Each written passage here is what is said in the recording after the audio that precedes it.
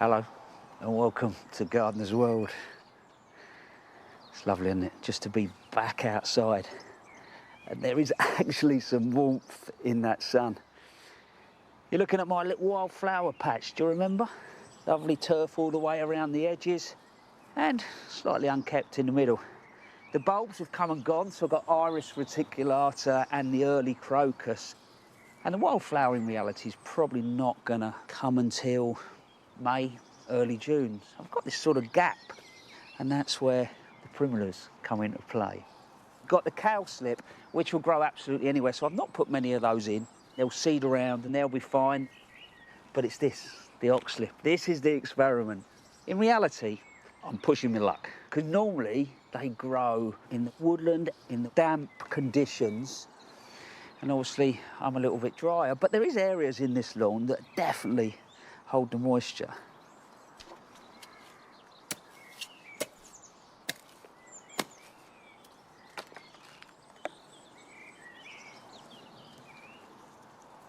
Now, coming up on today's programme. There you go. Joe meets a passionate grower bringing a bounty of Italian produce to Birmingham. So I'm kind of trying to make them brummy. Yes. I thought you were going to say perform better. Turning your little bean into a Brummie. Oh, hang on. Oh, yeah, it's got a Brummie accent. Yeah. We meet a head gardener in Somerset who, at the age of 25, looks after 2 arts and crafts gardens. The perception of head gardeners as sort of an older guy in a flat cap and a big beard. But I often find that if I talk to someone, they quickly learn that I can at least give the impression I know what I'm talking about. Arit visits a garden designed as a living painting more than 100 years ago.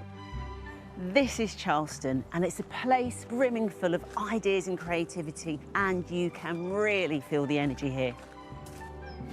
And I will be starting a new woodland area and getting some veg going.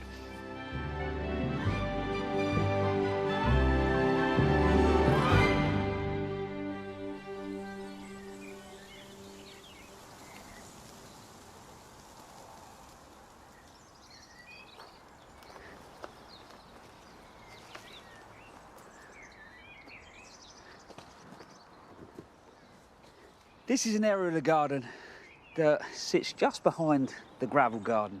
If I take you back to January when I came out to start on it, it was an overgrown mess. Lots of Euphorbia robbii covering the space, 2 medlars, really overgrown. The first thing I did was lifted the canopies and freed up all this space underneath, and then I reduced the tops a little bit. So when you're down the bottom there now and you look up into the garden, you get these wonderful layers. Then there was a void in the middle, and so I've put a cornus controversial which will just pop up in this gap. And now, coming down a layer, it's all about the shrubs. So I've got some roses, hydrangea, and now it's just getting in the last few. What I've done is just mounded the soil up and round top of a gas tank that supplies the house, which I've obviously got to leave access to. So you're never going to hide it from above, but at least when I'm looking through the planting, you won't see it. So this one is a little bit of a wild card. It's something I've never grown before. So it's Hellwingia chinensis. And a mate of mine grows it locally, and though it says a sheltered position, his has been absolutely fine for the last 5-6 years. The bit that fascinated me was, would you believe, though the flowers are not absolutely stunning, they appear about there on the leaf. So they actually come out of the leaf. Happy in semi-shade, probably get up to about just over a metre. If I just do that, imagine that just in a soft breeze. It was absolutely stunning. It's wonderful, isn't it, when you come across a plant that is just a little bit different. So the next one will be a plant that lots of us know, but not necessarily variety-wise. So this is Saga Coca, which is the Christmas box. But this one's called Dragon Gate. Same sort of white creamy flower, but the others have a black berry. This one has a red berry. But on top of that, I've seen one at full growth. And the thing that I loved was its habit. Whereas some of the others can be quite upright and strong, this is quite sort of soft and relaxed and more or less creates like a layered dome. Scent-wise, not quite as strong as the other sagocogs that you'll buy. And the last one here is Deutzia. Been around a long time. Comes sort of end of May, has got wonderful pinky flower and it gets absolutely covered. And the shrub layer is not only going to give interest right throughout the year, but also it provides good habitat. The wildlife absolutely love it. So they will now get a really good water in, and then in a few weeks' time, I'm going to put through all the herbaceous planting.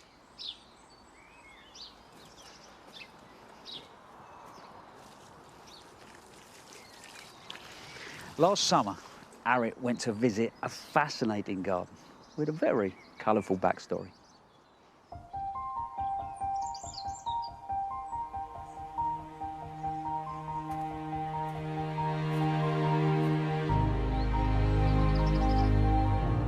Hidden away in the Sussex South Downs is a house and garden steeped in cultural history. This is Charleston, and it's a place which has been brimming full of ideas and creativity for over a century, and you can really feel the energy here. In 1916, Charleston became the home and studio of artists Vanessa Bell and Duncan Grant. They were part of the infamous Bloomsbury Group, a circle of radical creatives from London who had liberal ideas and lifestyles. When they arrived, the garden was filled with fruit trees and vegetables, but after being redesigned in 1918, a rectangular lawn, gravel paths and flower beds were created. The garden became their canvas and they filled it with the flowers they loved to paint, which Vanessa alluded to in a letter she wrote in 1936. One result of the rain we've had is that when the sun does come out, everything seems deliciously fresh. The garden is now a mass of flowers with hollyhocks, sweet peas and zinnias. I wander about in it at odd moments for the pleasures of the sights and smells. You can really see how the garden fed these artists, how Duncan and Vanessa could come out and draw inspiration out of this garden, whether it was the colour palette, whether it was taking vignettes of the planting combinations and painting them, even in their sculpture work. There's a painterly quality through the home and through this garden so that there is almost no discernment between what's inside and what's outside. Today, keeping the spirit of Charleston alive is head gardener Harry Hoblin. It must be a huge privilege, but such a responsibility looking after this garden. Yeah, absolutely. I suppose I'm increasingly seeing my role in this garden as kind of like a guiding hand who's inherited this legacy and continue adapting to changing conditions as well, whilst also paying great homage to the original spirit and ethos of this garden. I love the wildness of it and that feeling of annuals that jostle up against perennials. And as much as it kind of looks as if it's wild, I'm sure there's quite a lot of work that still goes into the garden. Yeah, it's an artist's garden, so it's supposed to be alive and popping with colour, and she talks in some of her letters about hollyhocks and dahlias growing through the fruit trees. This medley, I suppose, is perhaps the right word for it. But that does allow me to experiment with self-seeding. Most of the hollyhocks you can see in this garden have self-sown, and it's really just a case of editing out things that maybe you don't seem appropriate. The pressures on gardening is really difficult now, isn't it, with sustainability? How are you managing that here? Considering how I can make the planting as resilient as possible is of great importance to me. I've found increasingly that the phlox, they're really thriving in shadier positions.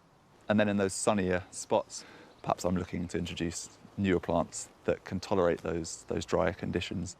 You know, I don't think I've had the sprinklers on once this season, and it's actually much more important, I think, to be watering, if necessary, plants at the base. But actually that, for me, is still a sort of secondary measure to the most important thing, perhaps, if you're growing, plants that like a rich, fertile soil, which is obviously mulching. So I produce most of my own compost here on site and try and do a thick mulch layer in late winter and early spring.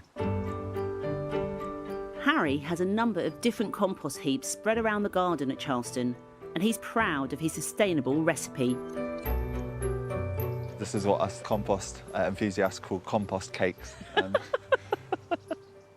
This is kind of a slower composting process whereby, I guess just like a cake, you're kind of layering up different materials. This has got a mixture of brown materials, which might be sort of dried hay, wood chip, and then also greener materials, so food waste, fresh grass clippings, which are obviously rich in nitrogen. Yeah. So I think I used to perhaps buy in more compost onto the site, but increasingly I want to be creating my own compost, reducing, reusing and recycling as much as possible. Harry also builds dead hedges around the site using twigs and woody prunings from the garden. They reduce the need for bonfires and, perhaps more importantly, provide a useful habitat for wildlife. Look at this. So this is kind of the final stage of my sort of composting process. But I felt like through the growing season, the best thing to do would perhaps be to plant some squashes into them. Squash is obviously like a sort of rich soil, both rich in nutrients and sort of moisture retention qualities. So putting them in, your final stage of composting heap makes the most sense. They haven't had any water other than obviously nature's rain. Wow, that's so it's nice to have them scrambling over the walls into the walled garden.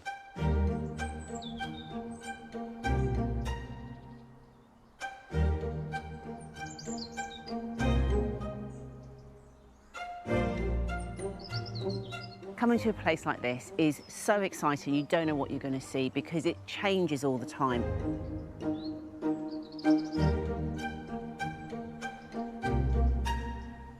I love how all of the self-seeding is allowed so that you get this really extra layer of creativity coming through the borders. And that takes confidence to be able to allow that to happen. That allows the garden to breathe, whilst you're also able to kind of interject with a little bit of styling and a little bit of editing. That's the creative part of this garden that really makes it feel very, very special. What do you think Vanessa and Duncan would make of your sustainable input into the garden, your ethos of gardening? I think they'd be very much in accordance with it. I mean, the way that they lived, they were very much people who created, reused and recycled materials. So if you just look on the piazza there at the mosaic, it's all made from broken bits of ceramics. So they very much like to reuse things. Well, it's nice to think that you'd be allowed to stay. Yeah, well, I'd like to think so too.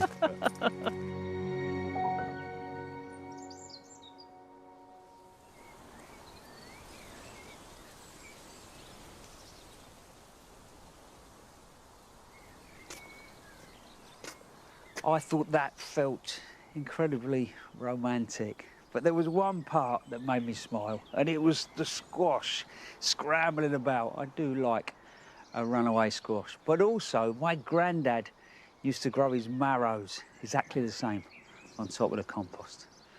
Joyous.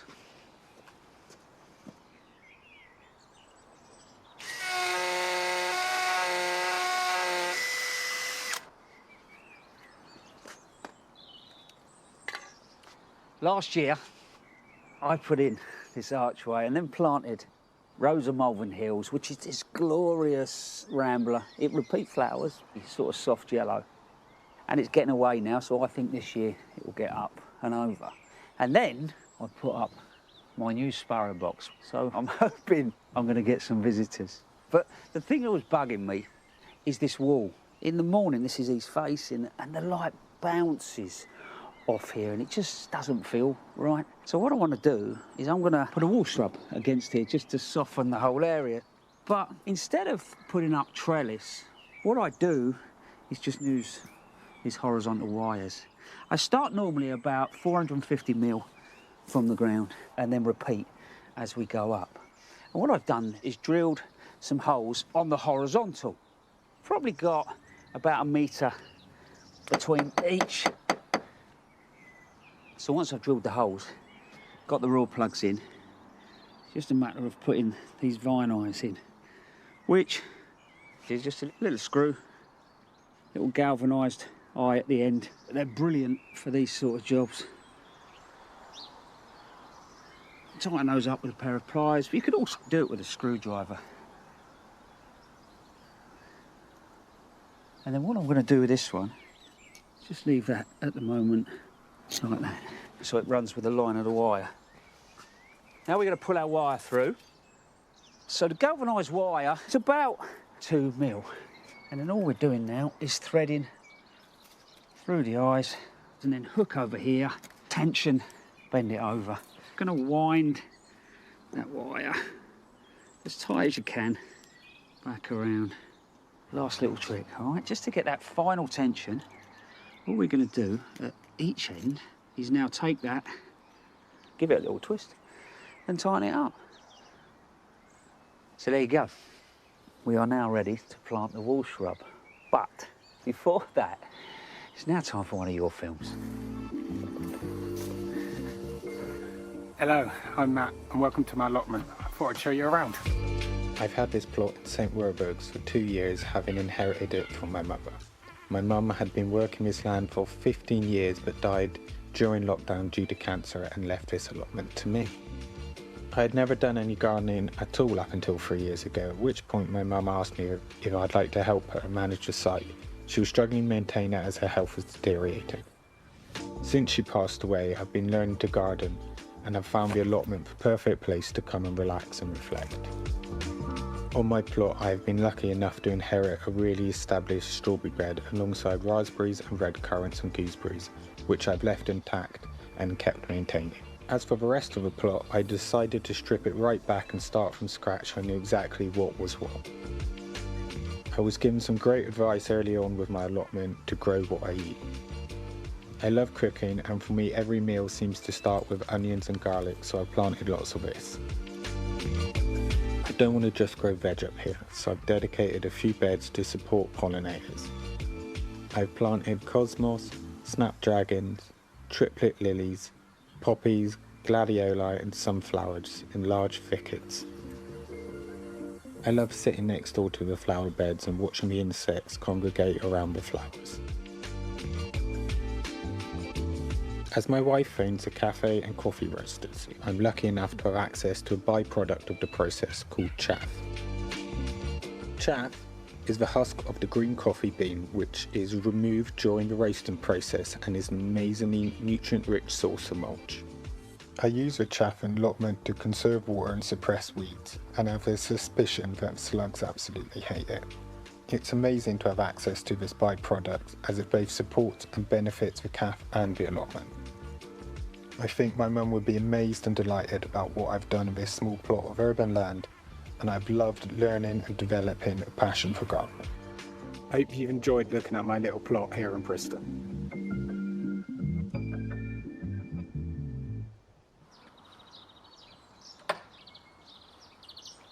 You coming? There we go. Good boy. I thought that film was absolutely lovely, and Matt, I'm just so pleased that you have found gardening. And please keep sending your films in because we love them. All the information is on the website. So, wires are on and the wall's ready to go. This is what's going in. And I'm going to be honest with you now. I saw this plant years ago growing against the wall. I thought it was a fuchsia. It's got that fuchsia flower. And then I got closer, thought actually it can't be because the leaves look like gooseberries, and then did a little bit of research. And it's a ribes. So it's a flowering currant, ribes speciosum. And it's a cracking plant. And it's got quite vertical growth. So what I was thinking, with that growth, I can arch it and shape it here. So what I did was took out an area of paving. I mean, it would have been easy just to get a pot, pop it in, but when it comes to trees and shrubs, if you can get them in the ground, get them in the ground, because they're always going to be happier. Dug out a whole load of hardcore, and then I've made a soil mix. Soil's from the front garden. I've put my own compost in it. I've put a little bit of manure in it, and then some grit. So we're going to put a little bit of that in the hole. And I suppose if you think what this plant loves, it loves sort of sun, semi-shade. So you might want to, if you're going to have a go at this, put gloves on, because it is rather prickly. And then once we get it roughly in place, I'll take this cane out and then see what it's like shape-wise. Got three sort of main stems. Height-wise, it'll grow to about 2 metres. There we go. I think it'll form really nicely.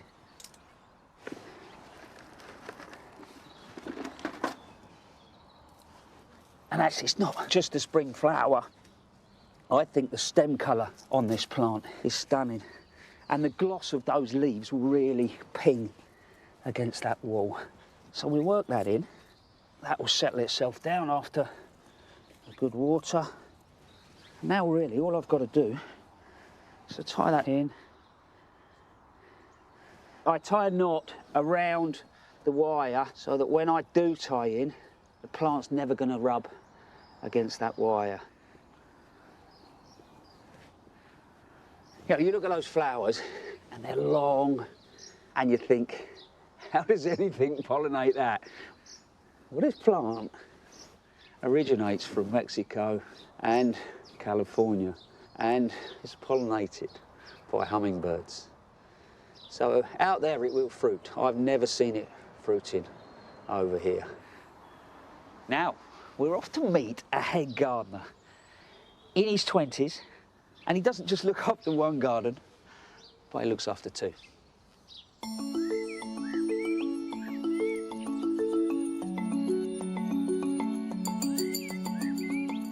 At the start of the day, the first thing I'll do is come in and just have a quick look around the garden.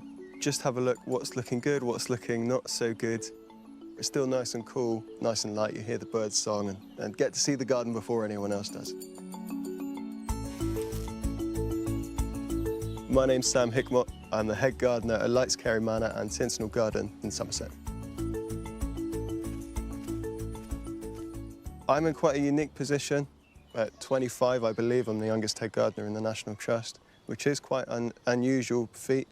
The perception of head gardeners as sort of an older guy in a flat cap and a big beard. So it throws people off at the start, but I often find that if I talk to someone, they quickly learn that I can at least give the impression I know what I'm talking about. We'll just start off taking out all of these alliums. So we'll just dig around them quite carefully, try and keep the bulbs intact, and then after that we'll plant out a couple of rows of these nice sunflowers. So after having a quick look around the garden, I then meet up with the team, just have a quick chat about what's going on for the day. For example, today we were talking about planting out in the cut flower garden, what we need to remove and what we need to place out. I keep thinking those sunflowers are looking a bit tired in their pots, so the sooner we get them into the ground, the better, I think. Lightscarry Manor is a family home that's been home to two really key families over the last 500 years. The first is the Lights family, from where it gets its name. Most notably, Henry Light lived here and wrote the New Herbal, which is a significant botanical text, about 500 years ago. And then at the turn of the 20th century, the house was bought by the Jenner family, who really created most of the garden that we see today. There's definitely a real weight of responsibility that comes with the job. These gardens have been here for 100 years, and they've been managed well for that time. It's partly how do we make these spaces better, but also how do we continue on with that legacy. So this is the Apostle Garden. This is one of the first areas that a visitor would come into the garden. It takes its name from these big topiary structures, that being 12 of them, with the connection of the chapel, they were named the Apostles. One of the things that I noticed this morning was that under these guys we just needed a little bit of weeding just to keep on top of them. But really the key focus here is the renovation of these apostles. The current apostles are about 1.2 meters tall. They should be basically the size of a person, and some of these are sort of 8-9 feet. We took the decision to cut them back to the rough shape they should be and allow them to regenerate from there. But they should also have round tops rather than pyramidal tops, in my opinion.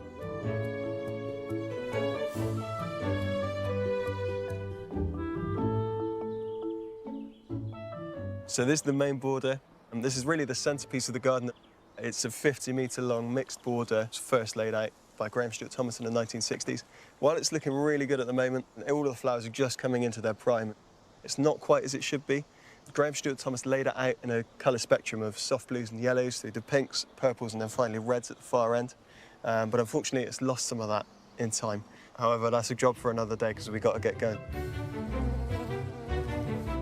So there's often a fair bit of shuttling going on between both sites. You know, I try and stay a day at a time at each place, but often life gets in the way a little bit.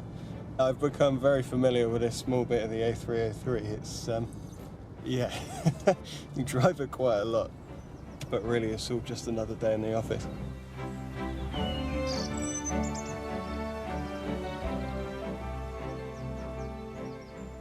Sentinel's a small 2-acre garden that's been developed over the last 100 years or so. It's a really small and intimate space laid out in garden rooms, much within the style of the arts and crafts garden. Often each of these garden rooms have different sort of feelings or colour schemes, so as you walk through each room you get a different feeling and a different gardening style.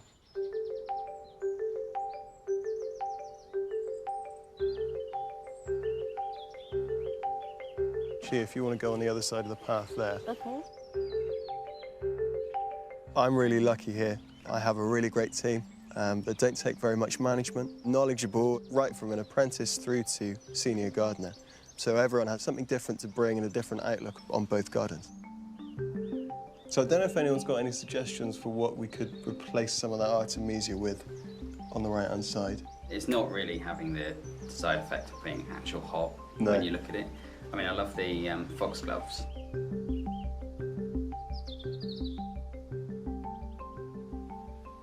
When I first arrived in the garden in 2021, this whole kitchen garden was just covered over completely.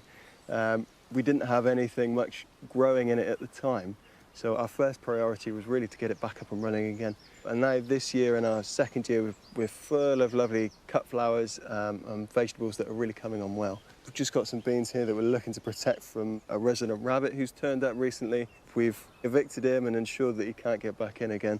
But just as a little bit of insurance, we're making sure that everything's going to thrive and grow really well.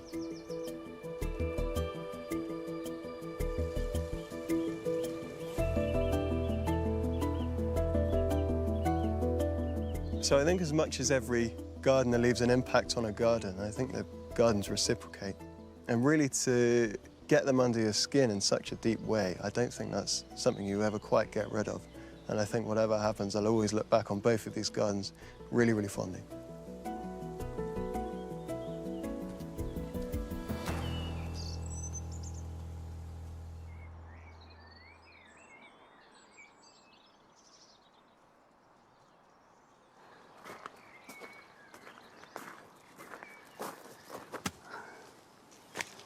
I have spent years trying to encourage young people to come into the gardening world. So to see someone like Sam absolutely flying is wonderful for me. Last October, I containerised a lot of bulbs, some daffs, crocuses, irises, and also the chamaesyas. So the daff you can see in front of you is called Elka, and it's doing its business, but then that'll move on. And I think come May, there'll just be a slight void before the wildflower starts to sing. So what I want to do is plant these chamaesyas. So this one's called Blue Candle. It'll get to about 70 centimetres. And interestingly, the chamaesyas normally like damper conditions, but as long as I give this a little bit of TLC, keep an eye on it through the first growing season, next year it deals with those slightly drier conditions. So I'm not worried too much about cutting through the wildflower because it's seeded around from last year and it'll be absolutely fine. Chamaesya come from North America. Originally they were an important food source, so it's quite nice. You've got these going through the meadow and the edibles behind you. Hey, look at that. I containerised that in October, put it to one side, watered it in and left it. And now, great plant. Also, save yourself a few bob.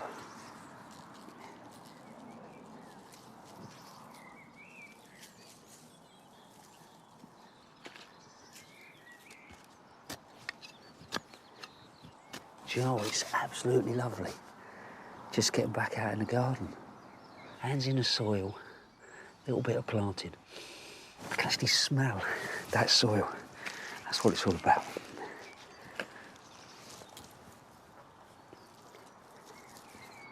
What I'm going to do now is give those a really good watering and keep an eye on it all the way through this season. And I think, come May, that flower will be singing its little heart out. Still to come on today's programme, Joe meets a grower bringing a taste of Italy to Birmingham. There's something about, you know, just being surrounded by the ingredients that have gone straight into the pot. And now we're eating it fresh and, you know, enjoying the whole sort of Italian vibe, as it were. Good. It's really inspirational. And we visit a couple who are hooked on hostas. They come in the most amazing variety of colours. The sizes, tiny ones, as big as that, to giant ones. Big enough to swallow your lawnmower. Yes. It's great big macho hostas.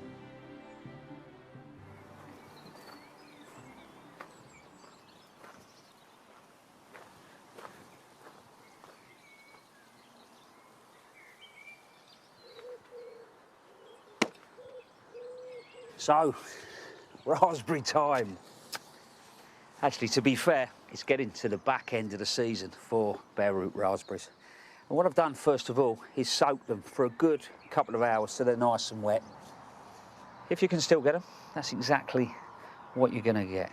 As the season goes on, you can buy containerised raspberries.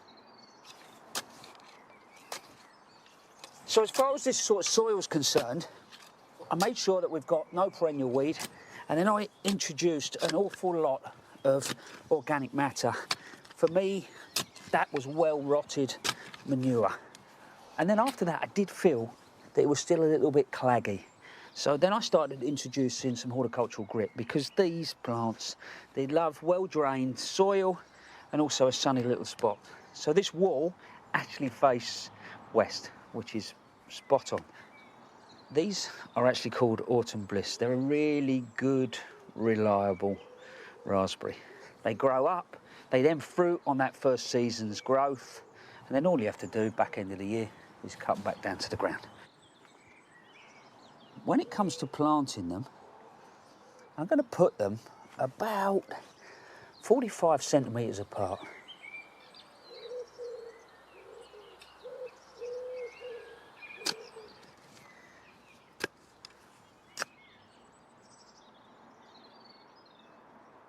You can see where these are starting to shoot, so I'm going to make sure that point is at least 10 centimetres into the ground.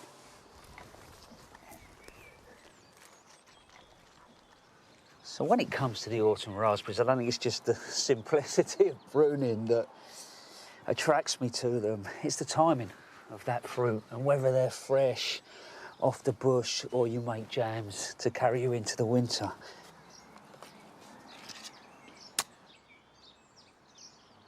I think raspberries are a classic British crop, but every now and then it's just lovely to mix it up a bit. Well, that's what Joe found out in Birmingham.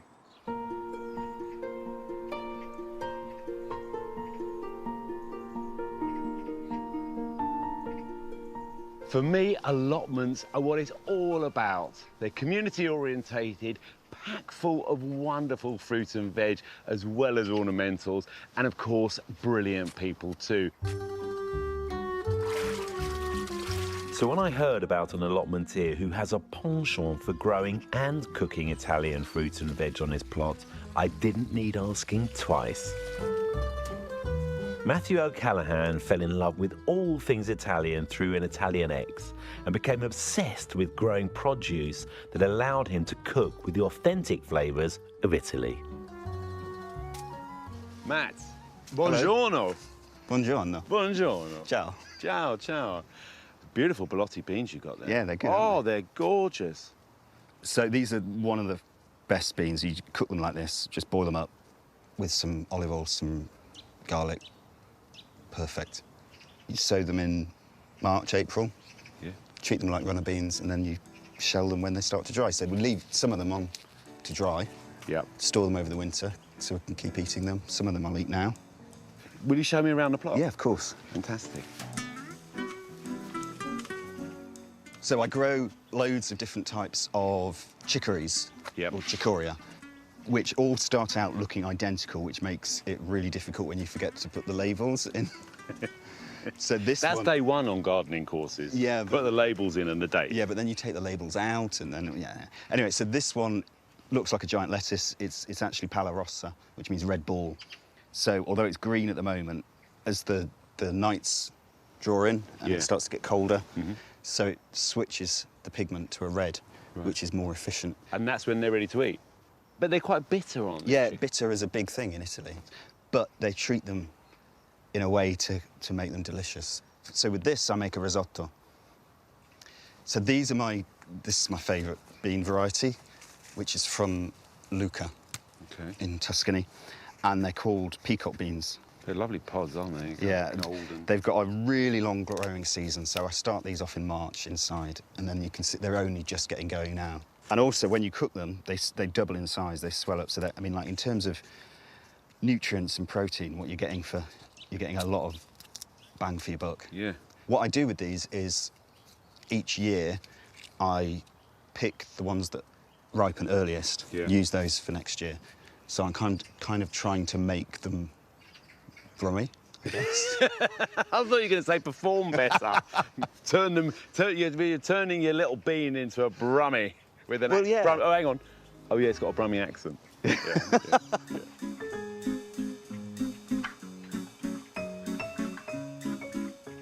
Yeah, these cardoons, which, I mean, they're a fantastic ornamental garden plant. They're brilliant. But you don't eat the fruits. Those are just for the bees. They just finished, but they look, you can see the purple, they look like an artichoke.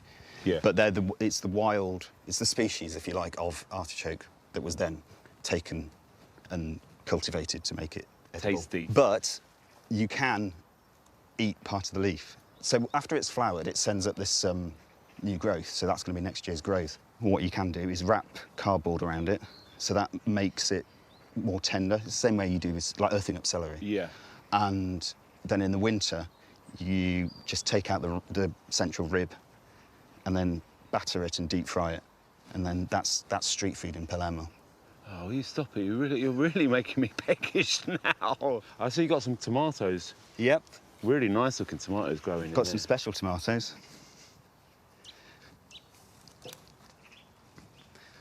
Quick, get out before you fry. Oh, there you go. Pomodoro. What a beautiful little thing, isn't it? Pianello di Vesuvio. So it means the hanging tomato of Vesuvius. Lovely. So the perfect little fruit, isn't it? The thing that's special about them is that they have a really thick skin. So the way that you use these is you air dry them. So you gather them when they've all harvested. You make them into a cluster, like a bunch of grapes. And then you air dry them somewhere dry. And then as they start to dry out, they become really concentrated. You kind of cook them, and then you just smear it over bread, like a bruschetta. Yeah. Incredible. Wow. So, but yeah, these are beautiful. And so I've sent these out to other people. So there's now this little network of people in the UK growing these tomatoes that supposedly only grow on the slopes of Vesuvius.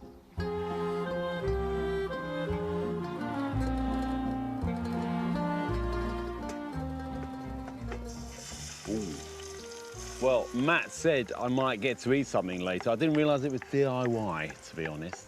So here, in true cookery style, I've got some tomato, garlic, and chilies all mixed together, going in some beautiful olive oil. Matt, what happens next? What do I do? Oh. Next, you go and get some more ingredients. For his chosen dish, Matt needs some of this wonderful tromboncino squash, but not, it seems, the fruit. We want the whole top. Hokari me America ba inida narimo kamo Agowasi sitara kurina onoki hamaresu ina.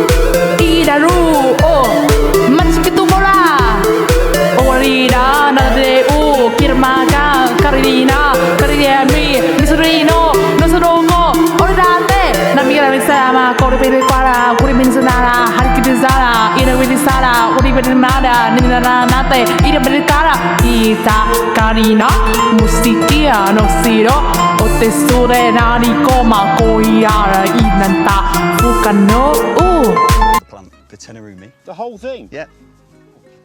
See, Sorry. Sorry. So what we're making is a dish called pasta con tenerumi. Con tenerumi. And the tenerumi are the leaves of with that with squash. tenerumi. Yeah. Yeah.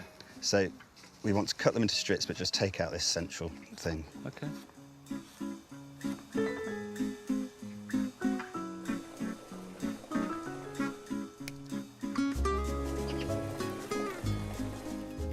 Cheers. Cheers. Cheers.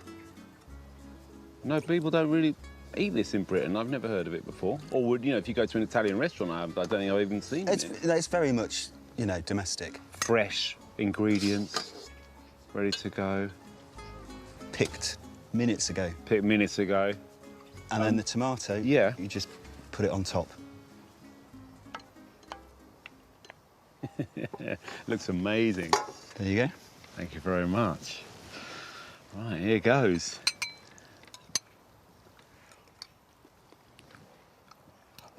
That is really good. Oh, it is quite spicy. I love it. But there's something about, you know, just being surrounded by the ingredients that have gone straight into the pot. And now we're eating it fresh and, you know, enjoying it and the company and the whole sort of Italian vibe, as it were. Good. It's really inspirational. I have to say, it's made me want to go home and try planting different stuff, try things out and just broaden my horizon as far as the things I grow and eat. Get seeds from people. And get seeds from people. Yeah. Well, I need to have a word with you about that. I can give you some tomato seeds. Nice, now we're talking. Delicious. Mm.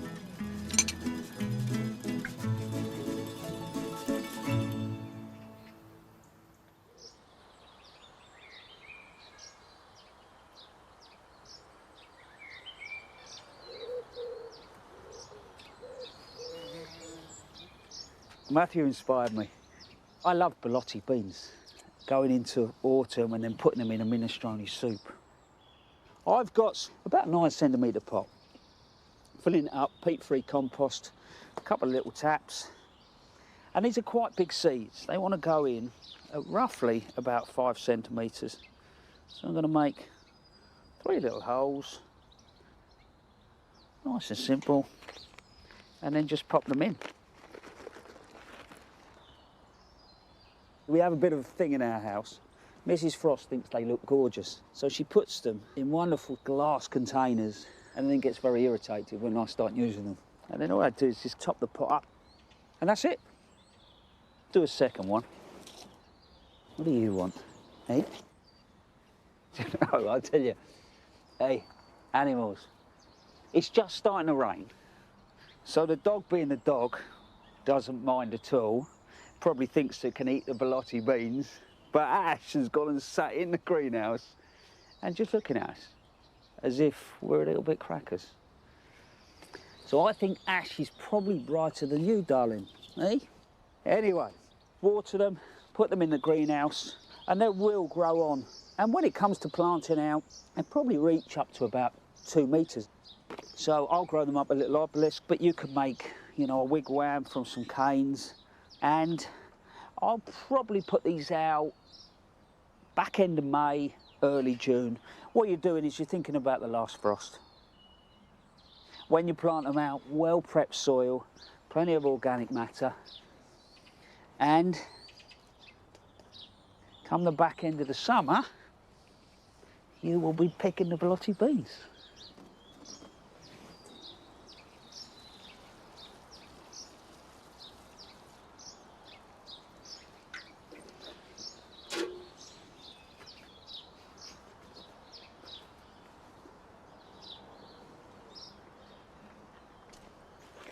So the next job is potting up these, and I do love a hosta, but Richard and Sue Proctor from West Yorkshire take that to a whole new level. They are the easiest and most forgiving plants to look after. We are actually captivated by them. It's awful, addicted, I think. We've got over 400 planted out in the garden. What is there not to like about hostas? They come in the most amazing variety of colours. And sizes and colours. The infinite variety of leaf shape, tiny ones, as big as that, to giant ones. Big enough to swallow your lawnmower. Yes. It's great big macho hostas. I've got a favourite hosta which I would take on my desert island. It's Liberty. And it's stately and grows up. It doesn't flop whatever the weather. It's just gorgeous. I think mine's Liberty as well, but if I had to choose another one, I think it would be Rainbow's End. Yeah, that's a good one. I think Rainbow's End is a stunner. That would be my favourite. It's the first one that we see when we come home and come into the drive, isn't it? It's in the drive, yes. We start dividing about April, don't we? Yes. When we can see the new buds coming up, and then usually wash it so we can see where the roots are, and then we slice it up. Just go through the crown, and then you can often just ease it apart to break the crown and not touch the roots. We don't divide after the end of July because they need to get a good root ball established before winter. Yes.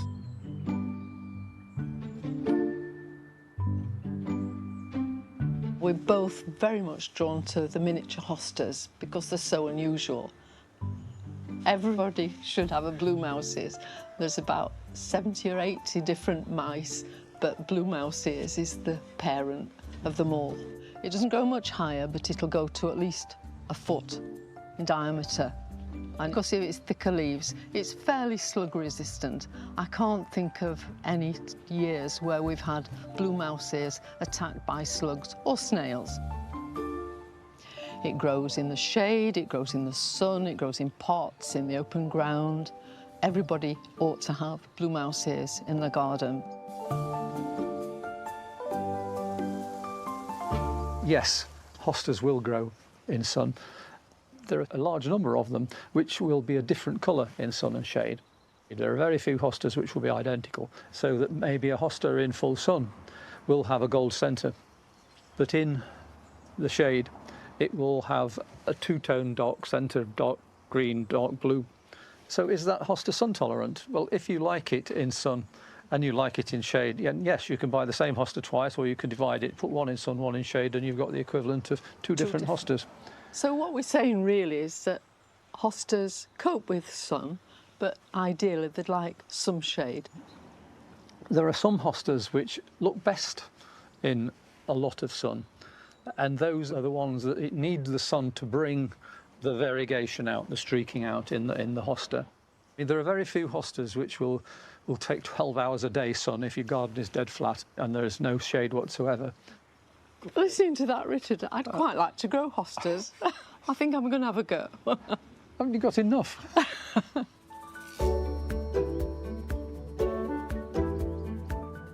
Slugs are always a problem. The first main way of dealing with them is a torch. Go out at night and find them. The second thing is you can attract them to something that is not a hosta, and that's where beer traps come in. This is a windbreak netting, but you can just as easily use material from tights or landscape fabric, anything that water can get through. Pop a piece of this in your pot before you put the compost in, and then the slugs will find it very difficult to climb up through the hole and through the inside wall of the pot.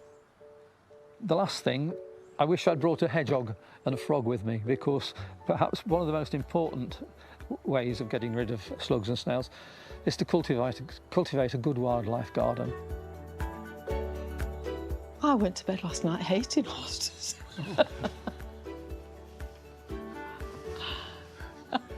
No, I'm kidding. I'm kidding. The part of hosta growing I like best, I really, really enjoy, is hybridising. And all that means is taking the pollen from the anther of one and putting it on to the stigma of another one. And then I put a label on and leave it. And in about 6 weeks, the pod will have formed, and inside the pod, if you split it open, there'll be lots of little black seeds. You sow them like any other seed, and we get some new hostas. They'll be unique hostas that you've grown. So it is one of the joys of hybridising, choosing names. It's great wonderful. fun, great fun. There's a hosta called Striptease, which has bred all sorts of sports and offspring, as it were. Big family. We've got Risky Business, Hanky Panky, Yellow Polka Dot Moulin Bikini. Rouge. And for Trekkies, we can do you Captain Kirk, Enterprise, Vulcan, Dilithium Crystal. Why do you like hostas, Richard? Well, what is there not to like about hostas? We call them plants with personality because you never quite know what they're going to do next, how they're going to come up from one season to the next. Oh, we're totally mad and bonkers, yeah. Because we're still growing them after 50-odd years. But it's just such fun, it really is. Every day with hostas, it's different, isn't it? It is.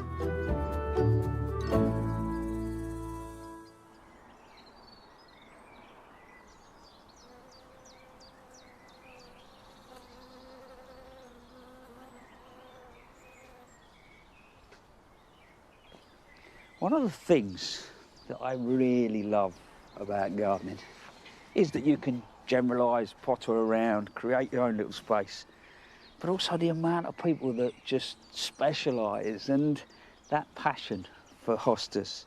And I know a lot of people will be sat there saying, yeah, but that's all right, but what about the snails and the slugs? Well, to be fair, when we moved into the house, there was Devon green planted just down in the front border. Lovely hosta, dark green leaves. The first year it got absolutely mullered. So I really love growing them, but I only tend to grow them in pots. And that seems to work for me. I've got a couple here that I'm going to add to the collection. But one of the tips that I loved was that with the nylon. So we're going to give that a go. Instead of crock at the bottom, I'm going to place the nylon there and I'm going to hold it in place with the mix. When it comes to the mix, we've got topsoil in here, we've got peat-free compost, and the last thing that I add is a little bit of just composted bark. And now when you sort of really pick that up, you know it's going to hold the moisture in. So once we've done that, I'm going to put 3 plants in here, which I know seems slightly extravagant, but I want there to be a big show. So we're going to work that in. Also, what about the beer traps? I still can't get my head around, honestly. Pouring good beer into a trap, that one's not for me. I think the reality is as well, is finding something that works for you. Because you talk to gardeners and everybody's got a take on it. And for me, it's about balance. And the last thing that I do is just dress with a bit of grit. So, twofold really. It shows everything off, but I do think it deters them a little bit. One of the most exciting moments in the garden last year was the girls coming home from a night out and then running in and saying, I've just seen 2 hedgehogs on the path. And you think, yes, you're creating a garden that works. Hello, young man. That and the birds coming in. It's a shame, really, you can't teach your cat, can you? Just to, you know, maybe catch a few slugs or snails. You won't do that, will you? No, you won't. There we go, young man. So next, we're just going to put a single one in. Nylon goes in, fill that up with compost. I know a lot of us, the snails and the slugs get to us, but I think we forget that some of them play an important role in our gardens. You know, there's an awful lot of them are more interested in your compost heap and digesting that matter than they are going at your plants. This one's called One Man's Treasure, and it's in a biodegradable pot, so you can see the roots are starting to come through. But look at that. The stem colour is absolutely gorgeous. That will really get to about 40 odd centimetres. So I'm just going to do an individual plant, work that in.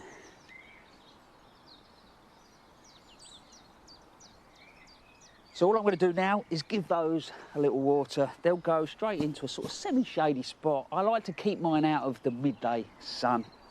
My pot, my gravel on top, hopefully will deter the slugs and the snails. But as I said, I think it's all about balance.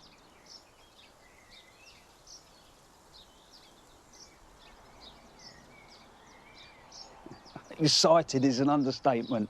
I need to show you this. Look, I planted it last year, the magnolia, and it is really doing its business. Look how many buds there are to come on that.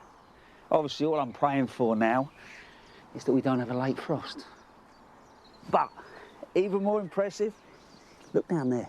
So that's Delphinium recuenii. I first saw that in the south of France, just the side of a road, and it blew me away. Came back, found the seed, but look at the gloss on that leaf. It's sort of Delphinium, but not as you know it.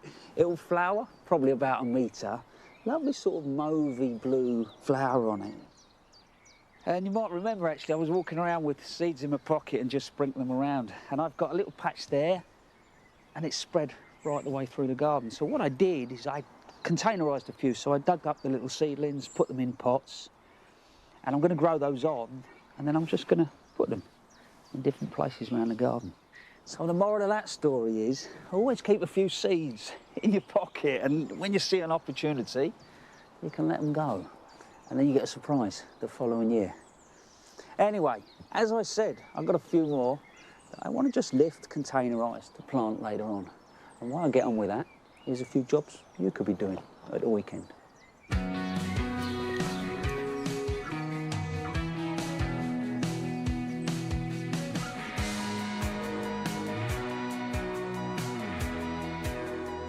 April is the perfect month to get your first lot of beetroot in. And now my soil has warmed up, I can sow it direct. After preparing the ground, make a shallow drill and give it a water. Sprinkle the seed along the row, leaving about 5 centimetres between each one. Then cover and label.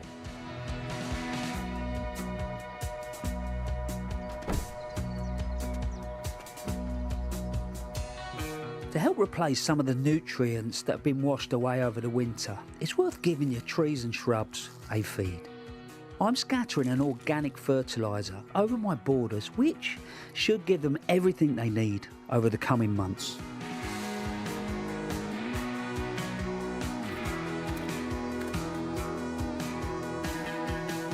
If your garden is anything like mine, the weeds will be romping away by now.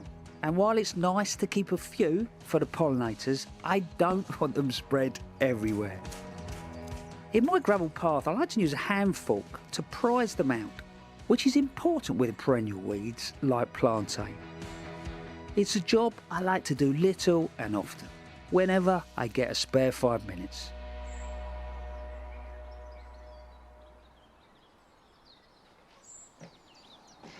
Hello, what are you doing? Eh? Look what I've got with me. Hey, come on you. Well, I'm afraid that is about it from us. I will be back in a few weeks' time. But next week, Monty will be back at Longmeadow, 8 p.m. In the meantime, what do we say? Look after yourselves. Look after yourselves. Bye-bye.